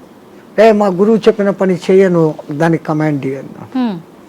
అవి ఇంకోటి మాట, వీడి మాట వినాలి కదా. అవును, వీడు చెప్పినాడు, మా గురువు చెప్పినట్టు చేయన్నా. ఓకే మహారాజ్, గురువు మహారాజ్ ఏం చేయమంటారు? అక్కడ ఒక తాటి చెట్టు ఉండేది, దాన్ని ఎక్కువ దిగు అన్నాడు. అది ఈ రోజుకు ఎక్కి దిగుతానే ఉంది. So technique. అవును, అట్లా ఇదే దృష్టి, మనం ధ్యాస, నేను చెట్టు ఎక్కుతున్నాను, ఈ చెట్టులోకి శ్వాస ఎక్కి దిగుతాను, దాన్ని అబ్జర్వ్ చేస్తూ ఉంటే మీ మనస్సుకు ఇప్పుడు ఇంకా అదే డ్యూటీ. అవును అవును, దానికి రెండో డ్యూటీ లేదు. ఆ దేయానికి రెండో డ్యూటీ, మనసుకు రెండో డ్యూటీ లేదు. ఈ ఎక్కి దిగడం గమనించడం, అదే ప్రాణాయామ ప్రక్రియలో కూడా. దాన్ని మంత్రంతో జోడించి చేస్తే ఇంకా శక్తివంతం. మన బాడీలోని కణకణము మంత్రబద్ధమైతూ ఒకానొక దినానికి ఈ మాంసపిండం మంత్రపిండం కాగలుగుతుంది. మంత్రంతో అనుసంధానం చేస్తారు. మంత్రాలు చదవలేని వాళ్ళు ఉంటారు, మాకు మంత్రాలు ఇష్టం లేదు, మేము మతం కాదు అనేవాళ్ళు. మంత్రం ఎవరికి వాళ్ళు చెప్పుకోవాలా స్వామిజీ, ఉపదేశం తీసుకోవాలా గురువుల దగ్గర నుంచి. అందుకే గురువు అవసరం, గురు బినా విద్యా నహి అని. కొన్నాళ్ళు ఆయన దగ్గర శిష్యరికం చేసినప్పుడు వీడు దేనికి సూటబుల్, నేను ఇచ్చే విద్యను వీడు సద్వినియోగం చేస్తాడా, దుర్వినియోగం చేస్తాడా. అందుకే పాతకాలంలో కొన్నాళ్ళు నా దగ్గర సేవ చేయి అంటారు. మన మెంటాలిటీ అర్థమవుతుంది. వాడు సిడ్ఫిరా అయితే గనక నేనేం నీ దగ్గర సేవ చేసేది, నాకు ఇంత పైసా ఉంది అంటాడు. ఆ వినయత ముందు మనిషిలో ఉండాలి. ఆయన దగ్గర ఈ పని చేస్తే నాకు మంచి జరుగుతుంది అనే విశ్వాసం ఉండాలి. ఈ రెండు ఉన్నప్పుడు ఆ గురువు గాడిదను చూపించి ఇది దేవుడు, దీన్ని పూజ చేయంటే చేసినప్పుడు ఆ గాడిదలోనే నీకు దేవుడు కనపడుతుంది. పైలా విశ్వాస ప్రథం సోపానం. విశ్వాసం అనేది అన్నిటికీ మించిన శక్తి. ఇక్కడ ఒకటి అచీవ్ చేయాలా అనుకున్నప్పుడు దాని మీద నేను చేయగలనా లేదా ముందే డిసిషన్ తీసుకోండి. గురువు ఒక మంత్రం ఇచ్చాడు, ఈ అనుష్ఠానం ఇట్లా చేయాలా, రోజు లేచి ఈ అగ్ని తర్పణాలు చేయాలా, ఇవన్నీ నేను చేయగలనా లేదా అనుకున్నప్పుడు గురుదేవా ఇవ్వండి అన్నారు. ఆ మంత్రం తీసేసుకున్నాను, నేను చేసుకోలేదు. దాన్ని చేయాల్సిన రీతిలో చేయకపోయినప్పుడు ఏం ఫలితం? సైకిల్ మోటార్ మీ దగ్గర ఉంది, దానికి పెట్రోల్ పోసేది పని ఉంది కదా. పెట్రోల్ పోకుండా నేను కొనుక్కున్నాను 1,00,000 పెట్టి పోవాలా, ఇది అంటే ఎట్లా పోతుంది? పెట్రోల్ పోయాలా, అప్పుడప్పుడు దానికి ఏదో ఆయిల్ పోయాలా, మైనర్ రిపేర్స్ చూసుకోవాలా, అప్పుడు ఆ బండి పోతుంది. లైక్ దిస్ సేమ్ ఒక సిస్టమ్ ప్రాసెస్ అని గురువు చెప్పినప్పుడు ఆ ప్రాసెస్ అంతా చేస్తున్నప్పుడు అది మిమ్మల్ని ఉద్ధరిస్తుంది. స్వామిజీ, హిమాలయాలు అనగానే మనకు అక్కడ ఇలా కొన్ని ఏళ్ల పాటు ధ్యానం చేసే వాళ్ళు ఉంటారని చెప్పి వింటుంటాం. నిజంగా అలాంటి వాళ్ళు ఇప్పటికీ ఉన్నారంటారా? 100%. ఎంతో మంది. ఆ హిమాలయాలు అనే దానికి ముందు మా అనే అక్షరం పెట్టుకొని చదవండి. మహిమ ఆలయాలు. మన దేశం మొత్తంలో చాలా కొద్ది ఆలయాలు ఉన్నాయి. ఆ లయాలు అంటే అందులో లయం. హిమ ఆలయం అంటే హిమంలో లయం కావడం. హిమం అంటే ఏంటి? మంచు. నీటికున్న 3-4 లక్షణాలలో ద్రవస్థితి, ఘనస్థితి, ఆవిరి స్థితి, దాని తర్వాత ప్లాస్మా స్థితి. ఇది ఏది కానిది మంచు స్థితి. అది అట్లా నీళ్లు కాదు, ఇట్లా ఘనాకార ఐస్ కాదు. మంచును బాగా ప్రెస్ చేస్తే అప్పుడు మీకు ఐస్ అవుతుంది. ఇది మధ్యస్థ స్థితి. మంచు అంటాం, హిమము అంటాం. నిజంగా దానికి మహిమం మహిమ కలిగిన పదార్థం. అది అక్కడంతా వ్యాపించి ఉంటుంది. ఆ మంచి చల్లని వాతావరణము, కొన్ని రకాల ఔషధి మొక్కల నుంచి వచ్చే గాలి, మన పూర్వీకులు తపస్సు చేసిన వాళ్ళ యొక్క వైబ్రేషన్స్. దేవతలు కూడా అక్కడ తపస్సు చేశారు, గొప్ప గొప్ప ఋషులు తపస్సు చేశారు, ఇప్పుడు చేస్తున్న వాళ్ళు ఉన్నారు. వాళ్ళ యొక్క వైబ్రేషన్స్ ఆ ఏరియాలో ఉంటాయి కాబట్టి మనం తొందరగా దానికి అకష్టమవుతాం. అందుకని అవి ఎప్పటికీ హిమ ఆలయాలు అందులో లయం అయ్యేదానికి చూపిస్తూ ఉండే మార్గాలు. అయితే స్వామీజీ వాళ్ళు అలా కొన్ని ఏళ్ల పాటు ధ్యానంలో ఉన్నప్పుడు ఆకలి దప్పికలు నిద్ర ఏమీ ఉండవు, అలా ధ్యానంలోనే ఉండిపోతారంటారు కదా, అలా ఉండడానికి అంటే వీళ్ళు ఎన్ని ఏళ్ల పాటు వాళ్ళు సాధనమ్మా. ఏది ఇప్పుడు నేను చెప్పాను, ఏది సాధించాలన్నా సాధన. మీ తెలుగులో సింపుల్ పద్యం, సాధనతో పనులు సమకూరు ధరలోన విశ్వదాభిరామ వినరు. సాధన దేనికి కూడా, ఏది చేస్తే కూడా సాధన. స్వామిజీ, మన సనాతన ధర్మంలో ఓంకారానికి చాలా ప్రత్యేకత ఉంది. అది ఓంకారం కాదు, ఔంకారం. మీరు మనం పలకడమే దాన్ని తప్పు పలుకుతున్నాం. మనం మాట్లాడుతున్న ప్రతి మాటల్లో ఎక్కడో ఒక చోట అకారము, ఉకారము, మకారము ఉంటాయి. ఓకే. అకార ఉకార మకార అర్ధమాత్ర ఇది ఓంకార. అర్ధమాత్ర మకారం అన్నాడు, ప్లస్ ఆ. ఓకే. అర్ధమాత్ర అంటే ఔం అని ఉచ్చరించినప్పుడు అకారము ఉకారము రెండూ పలకబడి మూకారం దీర్ఘమవుతుంది. ఓకే.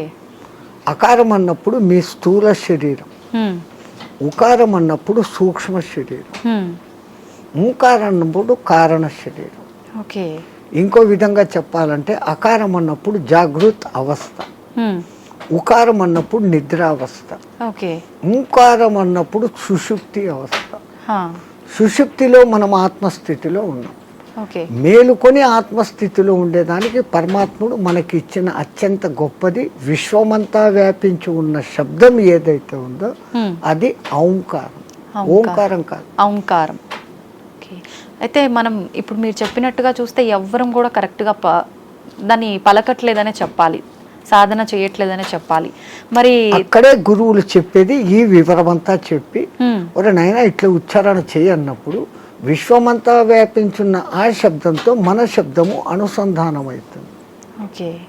సైంటిస్ట్ ఇప్పుడు రికార్డు చేశారు, సూర్యుడి నుంచి వస్తున్న శబ్దము ఔం ఔం అని ఉంది, గెలాక్సీ సౌండ్ ఔం అని ఉంది, భూమి తిరిగే వేగపు సౌండ్, గ్రహాలు తిరిగే వేగపు సౌండ్ వేరే వేరే విధంగా వినపడుతున్నాయి, కానీ అంతంగా ఔం ఔం అన్న శబ్దమే ఉంది. సో దాన్ని ఇట్లా అట్టాడు చేసినప్పుడు ఔం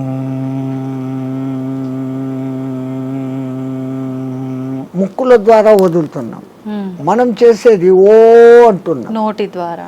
ఓడ అవును అవును అనేది రావడం లే. అవును అనే దాని పక్కన శూన్యం పెట్టినప్పుడు ఔం. అకార ఉకార మకారాలు మూడు పలకపడతాయి. ఇక్కడేం జరుగుతుంది, ఓ అంటున్నాం, నోటి ద్వారా గాలిపోతాం. సో మనం పూర్ణ ఫలితం పొందలేదంటే చిన్న పొరపాటు అక్కడ ఉంది.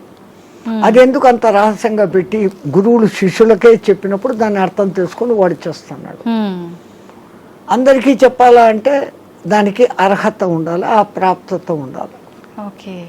కానీ ఇప్పుడు అది కూడా మేము బహిరంగంగా అందరికీ చెప్తున్నారు, నాయనా మీరు చేసుకునే వాళ్ళు పూజలు చేసుకునేటప్పుడు ఇట్లా చేసుకోండి, సామూహికంగా అర్చేయండి. అది అలవాటు అయిపోయింది, రాదు.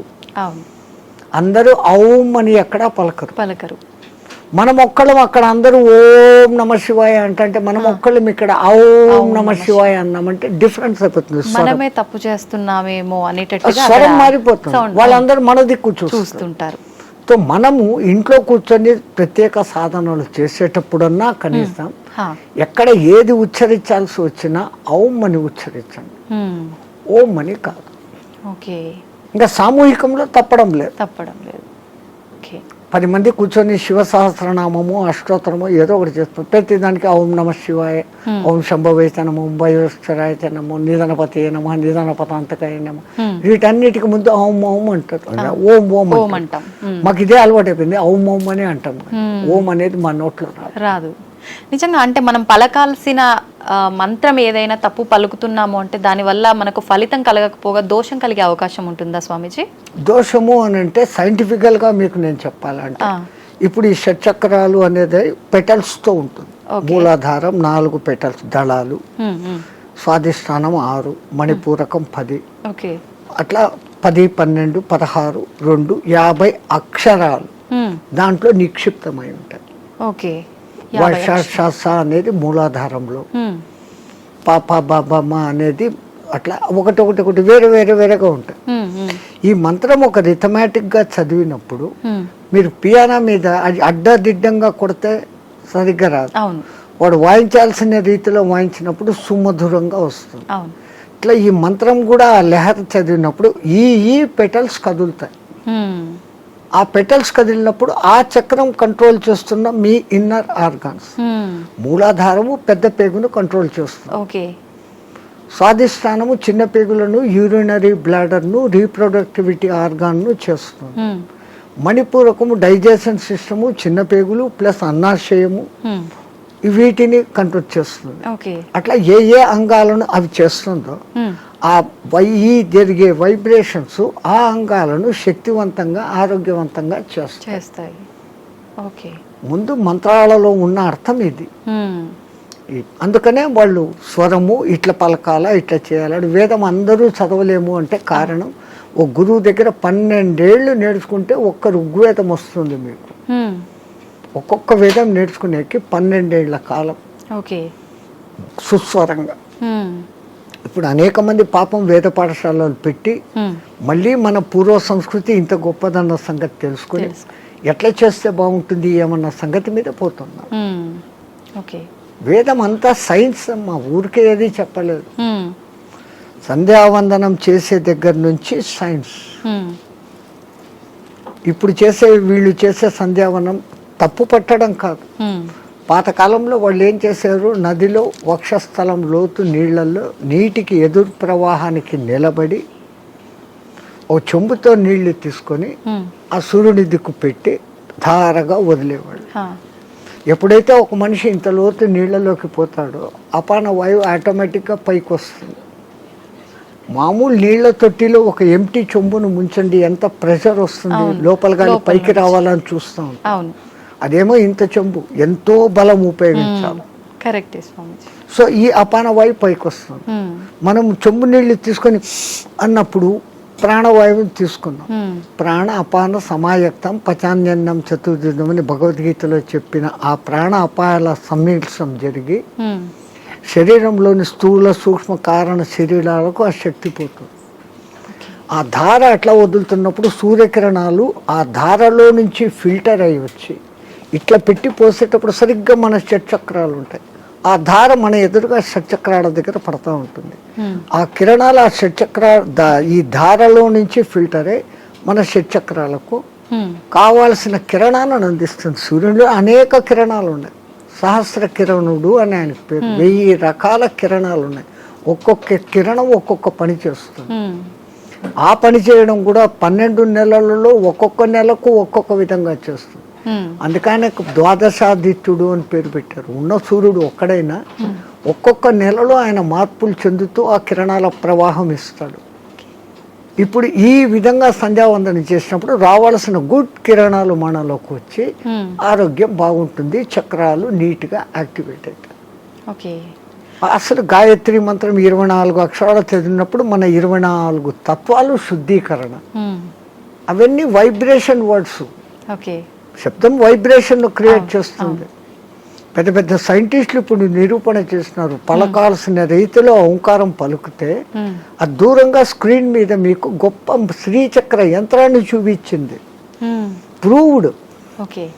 ఇంకొన్ని మంత్రాలు చదివినప్పుడు ఇంకొన్ని డిజైన్లు వచ్చినాయి.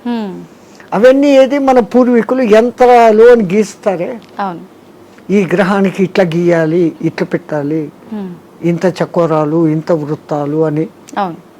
అదంతా ఏమంటే ఇది శబ్దశాస్త్రము రేఖాశాస్త్రాన్ని అనుసంధానం చేసి వాళ్ళ శబ్దోత్పత్తి ఈ వైబ్రేషన్స్ ఇట్లా క్రియేట్ అవుతాయని వాళ్ళకి తెలుసు.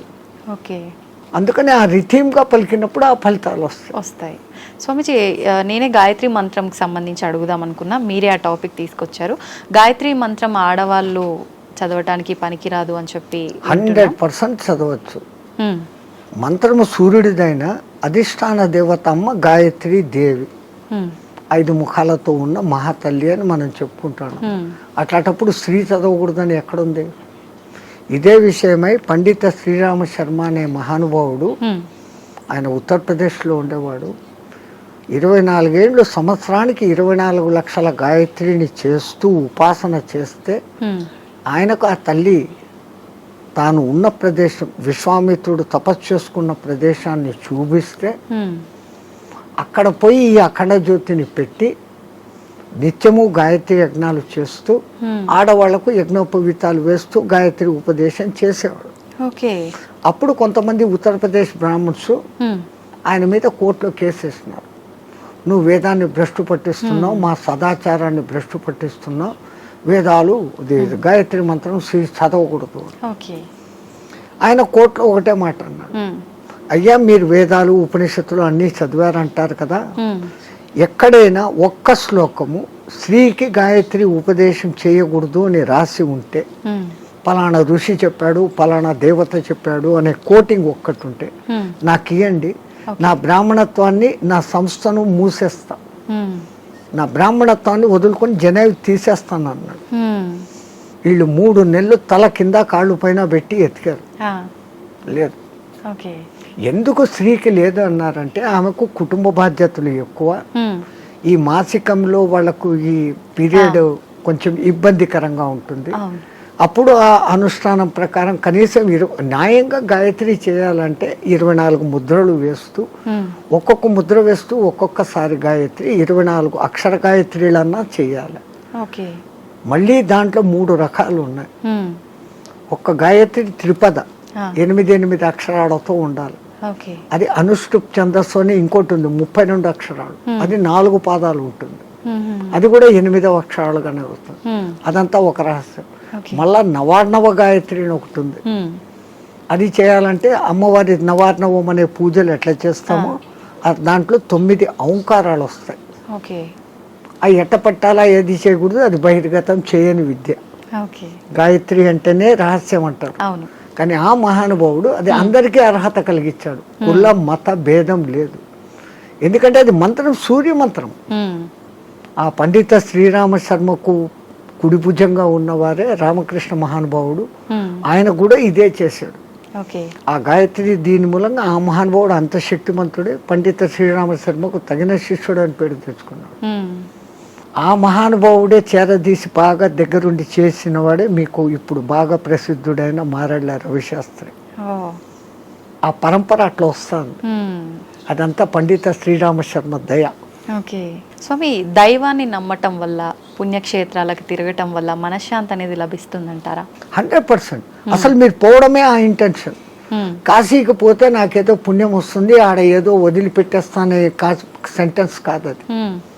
కాశీలో 12 జ్యోతిర్లింగాలలో విశ్వనాథుడు అక్కడ ఉన్నాడు, విశ్వానికి ఆయన నాథుడు.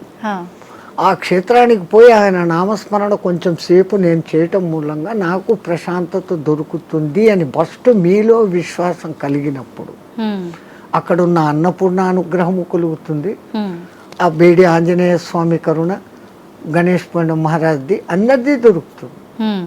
అందుకే ప్రతి ఒక్క రుచిముని అక్కడ స్థాపించిన లింగాలు ఉన్నాయి. 3000కు పైన గుళ్ళు ఉన్నాయి కాశీలో. శివునికి ఇష్టమైన ప్రాంతం అది. భూమి అంతా మునిగిపోయినా కానీ త్రిశూలం పైన నిలబెట్టి ఉంటాడు అని చెప్పబడిన ప్రసిద్ధ క్షేత్రం కాశీ. కాశీ అంటూ కాశీకి పోకుండా చచ్చిపోయినా కాశీకి పోయినంత పుణ్యం కలిగే క్షేత్రం అదొకటే. మిగతా క్షేత్రాలకు పోతానని ముక్కుబడి పెట్టుకొని పోకుండా పోతే ఏదో ప్రమాదము, వానికి శిక్ష ఉంది. కాశీ విషయంలో అలా లేదు. అంతటి గొప్ప అక్కడికి వచ్చింది అంటే ఒకటి ప్రజల విశ్వాసము, అక్కడ తపస్సులు చేసిన వాళ్ళ యొక్క శక్తి ధార పోయడం అనేది ఆ ప్రాంతానికి ఆ ప్రసిద్ధత వస్తుంది. భూమి అంతా ఒకటే అయినప్పటికీ సులభమైన ఉదాహరణ, ఇప్పుడు ఎండాకాలం కాదు, మామూలు చిన్న ఎండ ఉన్నప్పుడు ఒక భూతద్దం తీసుకొని వచ్చి పేపర్ మీద పెడితే అది కాలుతా ఉంది. ఆ భూతద్దం నుంచి కిరణాలు కాన్సన్ట్రేషన్. అట్లా విశ్వశక్తి కాన్సన్ట్రేషన్ ప్రదేశాలు కొన్ని, అవి పుణ్యక్షేత్రాలు, తీర్థక్షేత్రాలు, తీర్థయాత్రలు. తీర్థం అంటే నీళ్లు.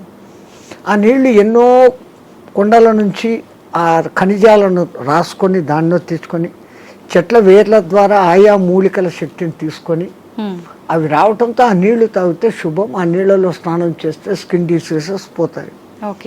సో అది నీళ్ళ శక్తి తీర్థయాత్రలు పుణ్యక్షేత్రాలు అని పెట్టారు.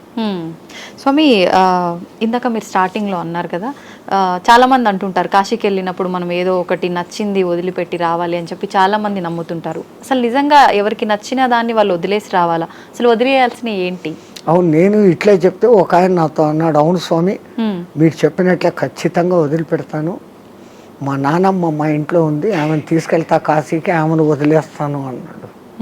అది కాదు, మనకు అత్యంత ఇష్టము ప్రేమ కలిగిన పదార్థము తినేది కావచ్చు, మనం 24 గంటలు దాన్ని చూసి ఆనందించే వస్తువు, కానీ దాన్ని అక్కడ వదిలేసి ఇంకా దాన్ని తలుచుకోకుండా ఉండగలమంటే మన మనస్సు మీద మనం నియంత్రణ సాధించడం.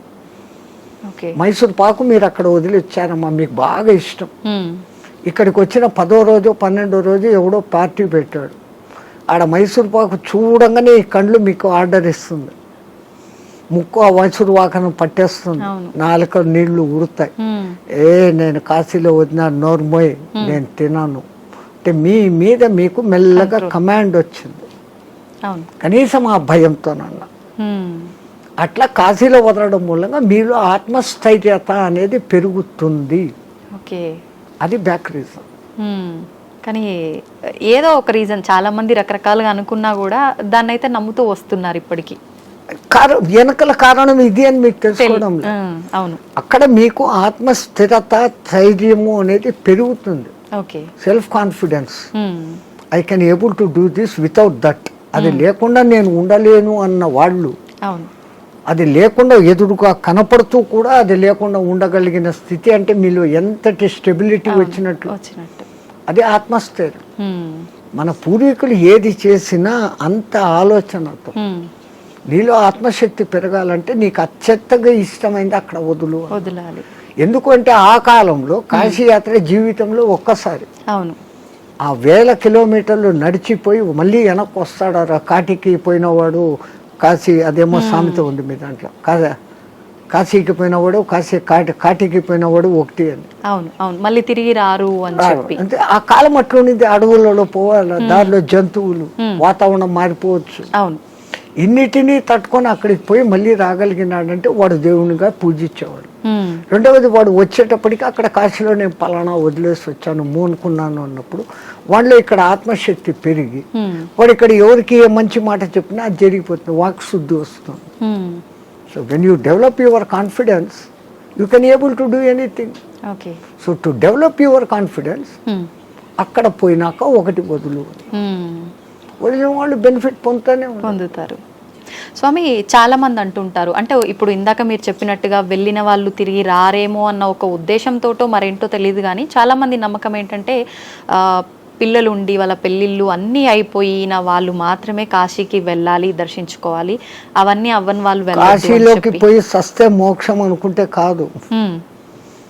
నాకు తెలిసి ఒక మంచి కోటీశ్వర దంపతులు 3వ తరాన్ని కూడా చూసేశారు. ఆ 3వ తరం కూడా 18 yearsకి వచ్చింది మనబళ్ళు. ఇంకా ఇంత అనుభవించిన కాశీలో పోయి చచ్చిపోతాం, వయసు కూడా అయిపోయింది, 80 ఏళ్ళు వచ్చినాయి. ఇద్దరు లవ్ మ్యారేజ్, ఇద్దరికి 80 ఏళ్ళు భార్యాభర్తకి. బట్ డబ్బు ఉంది, అక్కడ మంచి బిల్డింగ్ కొనుక్కున్నారు, 4 సర్వెంట్లను ఎత్తుకొని పోయినారు, వంట వండేకి పనులు చేసుకునేకి, రోజు పోయి స్వామి దర్శన్ వస్తూ ఉన్నారు.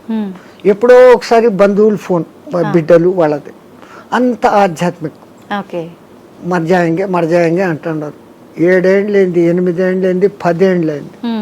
ఇక్కడ ఈ 18 ఏళ్ళ బిడ్డలు 28 ఏళ్ళ వయసుకు వచ్చినారు మనమళ్ళు. వాళ్ళకి మ్యారేజ్, ముగ్గురికి ఒకేసారి కుదిరింది, వేరే వేరే కమ్యూనిటీ హాల్. తాత పెళ్ళి మాది అంటే, అరే ఇక్కడ కాశీలో ఉండి 15 ఏళ్ళు అయిపోయింది, 95కి వచ్చినాం, అక్కడ గంగ నీళ్లు తాగి రోజు శివప్రసాదాలు తిని ఇంకా పుష్ట్ తయారైనారు. They can able to see, they can able to hear everything. బాగుంది. అరే ఇంకా ఉంటాం కదా, ఒకసారి పెళ్లి చూసుకొని వస్తామని ఫ్లైట్ లో వచ్చినారు. పెళ్లి చూసుకున్నారు, రాత్రి పడుకున్నారు, పడుకున్న వాళ్ళు పడుకున్నట్లే జయ శ్రీరామ్ అయిపోయినారు ఇద్దరు. వాళ్ళకు కాశీలో మరణం లేదు, ప్రాప్తం లేదు. అందరికీ మరణము సాధ్యమా? అలా అని మరి కాశీలో ప్రాప్తం లేదని అక్కడే ఉంటే ఎప్పటికీ మరణం ఉండదనేది కూడా. ఆ మాటకు వస్తే తల్లి, ఇప్పుడు గంగలో మునిగితే నాకు పుణ్యం వచ్చేస్తుంది అనుకుంటే, గంగలోనే ఉండే చేపలు, కప్పలు, ముసళ్ళు అవి అక్కడే పుట్టాయి, అక్కడే పెరిగాయి. ఒక్కసారి గంగా స్నానం చేస్తే, సరే మీరు కాశీలో పొద్దున్న నుంచి సాయంత్రం వరకు 10 సార్లు గంగా స్నానం చేశాను అంటారు, కానీ మీరు చేసింది ఒకటే స్నానం. మీరు స్నానం చేయగానే ఆ నీళ్లు ఫ్లో పోయినాయి కదా. అవును. ఆ తల్లి నిరంతర ప్రవాహం, ఎప్పుడూ కొత్త నీళ్ళు అక్కడ స్నానం చేస్తే నాకు పవిత్రత వచ్చేసింది గంగలో చేస్తేనే కాదు. గంగలో స్నానం చేసే ముందు ఇంతకు ముందు నా గత జన్మ బుద్ధులు, గత జన్మ కాదు, నా గత జీవితం బుద్ధులు, లక్షణాలు మార్చుకుంటాను. నేను ఇంక మీద అట్లా ఉండను. అక్కడ మిమ్మల్ని మీరు జస్టిఫై చేసుకొని, తల్లి నాకు ఆ బుద్ధి ప్రసాదించు అని మునిగి లేచి, ఆ మాట ప్రకారం మీరు ఇక్కడ ఉన్నారంటే మీకు మోక్షము ముక్తి. అంతే తప్ప ఆడపోయి 100 మునకలు వేసి ఈడు వచ్చి అత్తమామల్ని తిట్టో, అమ్మా నాన్నను తిట్టో, భర్తని హింసించో, భార్యను హింసించో, సంవాట్ మగ ఆడ ఎవడైనా చేసేది. ఈ తప్పులన్నీ ఇక్కడ చేస్తూ నేను పోయి గంగలో 6 సార్లు మునిగొచ్చాను, నేను సస్తే మోక్షానికి, నువ్వు నువ్వు అక్కడ మార్పు చెందేదానికి మునగాలి. అందుకే పాతకాలంలో అక్కడ మునిగేటప్పుడు పంతుళ్ళు మీ చేత 10 మంత్రాలు చెప్పిస్తారు. దశ హరాయే గంగాయే స్వాహ. మనం శారీరకంగా, మానసికంగా, వాక్కు రూపంలో 10 రకాల తప్పులు చేస్తాం. ఈ 10 తప్పులను క్షమించు, ఈ తప్పులు నేను మళ్ళీ చెయ్యను, అది ఉండాలి. కరెక్టే స్వామిజీ. ఆ దేవుడా నేను చేశాను, నన్ను క్షమించు, మళ్ళా పోయి అదే చేస్తాను, నో యూస్ కదా. Do not repeat. మళ్ళీ చెయ్యనకూడకుండా ఉండగలిగితే అప్పుడు ఆ కాశీలో స్నానం చేసిన పుణ్యం. కాశీనే కాదు, ఏ నీళ్ళలో, నర్మదా, కావేరి, గోదావరి, కృష్ణ, కిట్నే. అవును స్వామి, కాశీలో మరణించిన వారికి చెవు ఇలా పైకి వచ్చినట్టుగా ఉంటుందని అంటుంటారు కదా, సైంటిఫికల్ గా కూడా ప్రూఫ్ అయింది. ఎందుకని అట్లా? అక్కడ ఉన్న ఆ వాతావరణము, ఎంత శవాలను అక్కడ కాలుస్తూ ఉన్నా, ఈ మధ్య కొంచెం అక్కడ మాంసాహార దుకాణాలు పెట్టినా, ఆ ప్రత్యేకమైన కాశీ ఏరియాలో ఒక వాయు వైబ్రేషన్స్ వేరే, ఆ నిరంతర భగవన్నామ ఉచ్చారణ వైబ్రేషన్స్ ఆ గాలిలో కలిసి, అక్కడ చనిపోయిన మనిషికి ఈ కుడి చెవు కింది భాగం దగ్గర ఒక నరువు ఉంటుంది. ఆ నరువు ఉబ్బుతుంది, బాడీ అంతా ఉబ్బుతుంది. ఫస్ట్ ఆ నరువు అక్కడ ఉబ్బుతుంది ప్రత్యేకంగా అక్కడ, మిగతా ప్రాంతాలలో అది జరగదు. పాపం సైంటిస్టులు ఎంతో ప్రయత్నం చేస్తూ ఉన్నారు, ఎందుకు అట్లా జరుగుతుంది అది ఇంకా రుజువు కాలే. బట్ 99% గుర్తించారు. ఏ ఊరు చచ్చినా కొంచెం రెడ్డిష్ కలర్ వస్తుంది, కారణం అక్కడ నరము జర ఊబుతుంది.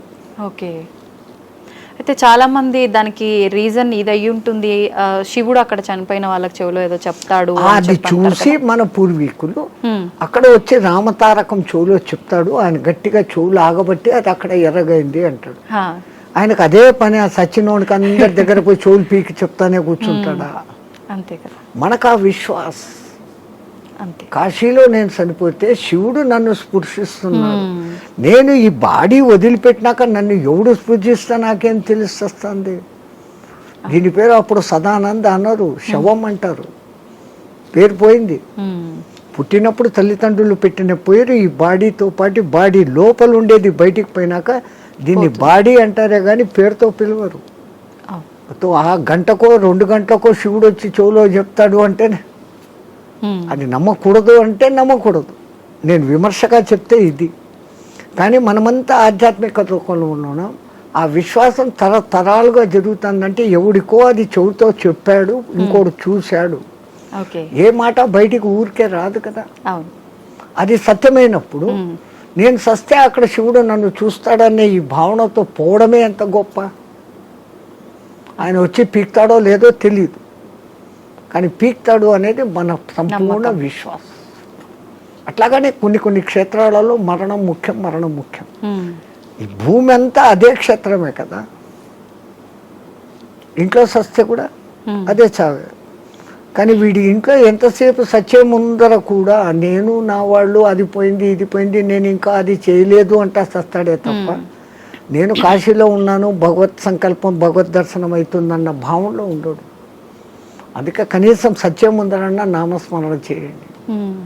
సంతోషం స్వామి, చాలా మంచి మంచి విషయాలు మీ ద్వారా తెలుసుకున్నాను. నాకు చాలా సంతోషంగా ఉంది మిమ్మల్ని కలిసినందుకు. మంగళమతి. ధన్యవాదాలు స్వామి. జై శ్రీరామచంద్రజీ.